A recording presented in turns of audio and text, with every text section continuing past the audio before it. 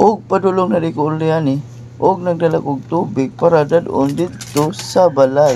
Sukad pa sa una, ako nangandoy nga makahawas sa kalisod. Og mao din na no. Bisag unsa kalisod atong kayahon, pero doon na tayo pangandoy nga makhawas ta sa kalisod. Dili man karon basin sunod puhon. Og mao din ni sitwasyon dire sa among dalan nga grabe kagamay. Og hinahinay lang kog lakaw ani kay basin ako mapandol. Unya kung mapandol ako mabukon. Bitaw.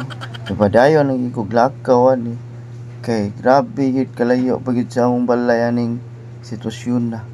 Layo kang tabay kay wa lagi tubig sa balay.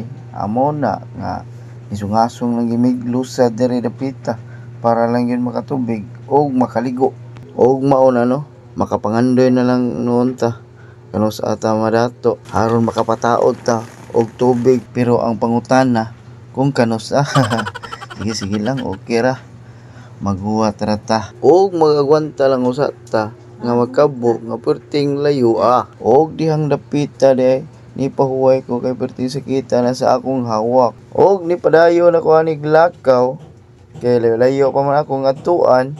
Og mao din ang akong kauban nga nasa akong likuran. Og ni pahuway na pod ko ani kay nihuot na pod ang akong dughan murag gibiyaan. Og mao lagi ni kung makapuyo ka sa imong ugangan aw mapakita dan ang imong kakugihan para sila mabiliban. Og mao na no, kung makapuyo ka sa imong ugangan automatic ipakita dan imong gilas nga unsa ka kakugihan. Og padayon na ko ani og lakaw kay hapit naman sad ko maabot sa ibabaw.